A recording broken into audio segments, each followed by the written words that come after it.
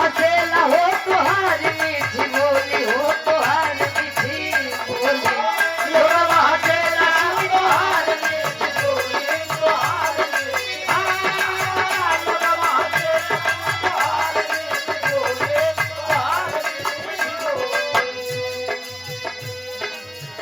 मिलेला सबसे दुलारी रे संवरिया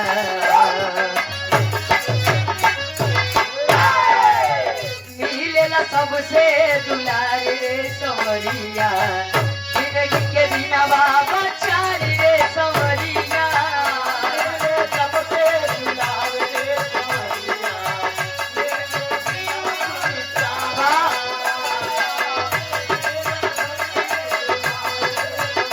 जिंदगी के बिना बाबा चारी रे जब लड़का पैदा होता है तो लोग ओकरे प्रेम ओकरे मोह में इतना परेशान हो जाते हैं। देखा कहा संसार का सबसे बड़ा सुख संतान सुख होता है। अगर वो बात सब बा अगर नहीं बा लोग तरसत है लड़किया भार लायक बात ठीक बा ना लायक बात तब हो रही है और लड़किया न रहे तब हो रही है कि काश हमरे एक लड़किया होते। पहला बचपनवा बीतेला खूब खेली पहले में लड़किया खेलत कूदत हंसत बोलत सब कहाँ सावत है घर भर में। अंतर के दूसरे अंताल में कवि जी लिखत है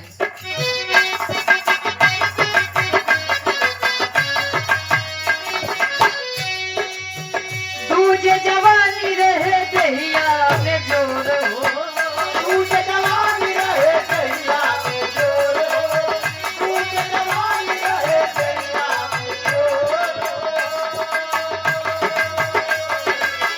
निधिया सतावे उठे मन में हिलोर उठे मन में हिलोर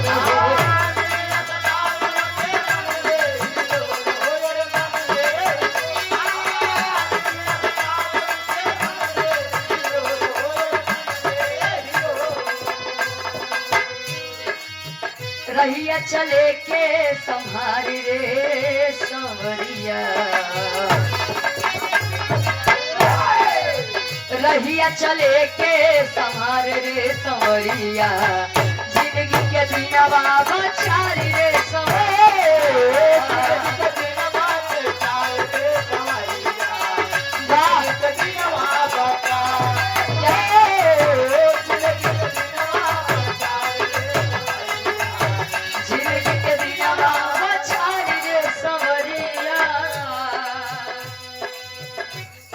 जवानी रहे देहिया में जोर हो लड़किया थोड़ा सा बड़ा भाई तरह तरह के यार दोस्त मिलाते हैं। पहले के लोग अपन जवानी कोनो काम में खर्चा करे पहलवानी कुश्ती में अयाज वाले भैया बारे प्रेम इन देखता सब मर मिट जाता है। जब प्रेम किया तो डरना क्या जब डरना तो फिर करना क्या। अच्छा अगर कुछ ना हो करता है तो ऐसा नहीं रहा है कि अब क्या बतावा जाए। अंतरा के तीसरे अंताल में लिखत है अनुपम टेंट हाउस सोनौटी की पावन धरती से जो बाबू भैया के साउंड सर्विस लगा हुआ कोनो जवाब नहीं है। हाँ हो का अच्छा कई दर संभाल ले 100 रुपए का महान आशीर्वाद इस भाव को समझते हुए कहे आया है सो जाएगा राजा रंग फकीर कोई विमान पे चढ़ चला कोई बंधा जाता जंजीर जे आए वो का जाए के बाद मने पहले लड़का बन के सबका हंसावत है दूसरे में मेहनत कई के मजदूरी कई के कामयाब बनत है और तीसरे में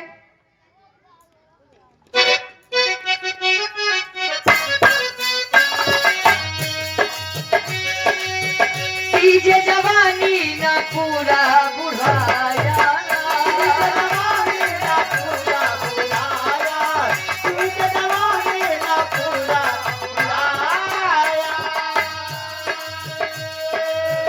अखिया खुले समझ आवे तमाशा हो आवे तमाशा।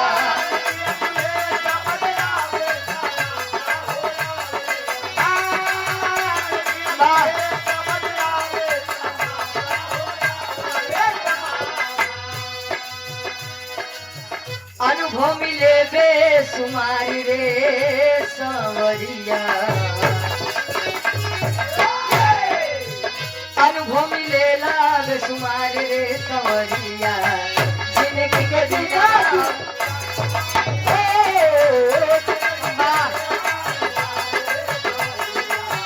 जिंदगी के दिनवा बचारी रे संवरिया।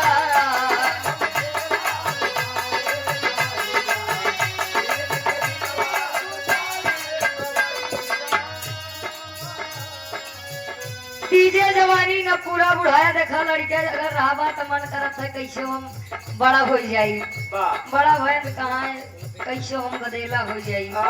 मतलब से जवान पाए बा उसी संतुष्ट नहीं बा, हर एक दिन लोग बढ़त बा। तीजे जवानी न पूरा बुढ़ाया, अखिए खुले समझ आवे तमाशा। कहा थे अगर जिंदगी में कुछ करे के बाद तब विश्वासघात के अगर मिल जाए, कतों से ठोकर मिल जाए तो ज्यादा ही बढ़िया रहता। अगर इतना पे समझ के कुछ कई ले जावा तब तो जिंदगी जिए लायक है। और अगर नहीं करे तो भैया तोहर मालिक ऊपर वाला। आखिरी में कवि जी लिखत है,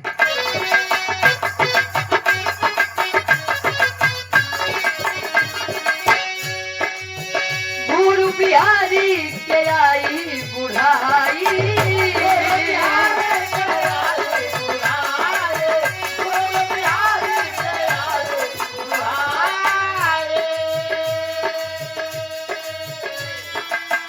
कहे राधे श्याम श्याम सारा झूली जाई हो, सारा झूली जाई।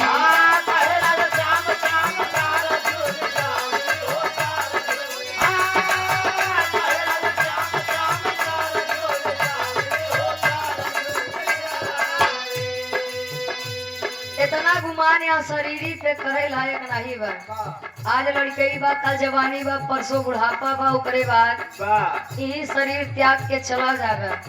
जब आज के जमाने में अपन शरीर अपन साथ नहीं देता बा तो तू दूसरे से उम्मीद रखत है। जितना साबुन तेल लगावे कोई लगाई गया, बाकी छोड़ के ही जावे। जानत सब है, आदत क्यों नहीं बा? लेकिन मोह माया में सब परेशान है। कहे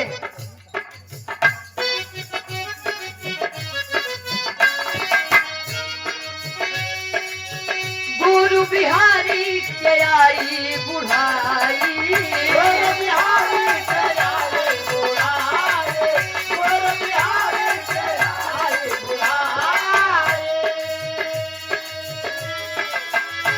राधे श्याम श्याम सारा झूली जाई हो, सारा झूली जाई।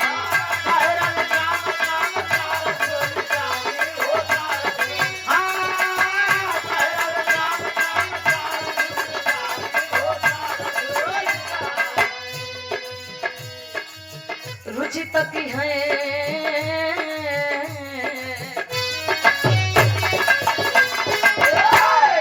तक कहे रुचि तक है होई के लाचारी रे संवरिया। जिंदगी के दिनवा बचारी रे संवरिया।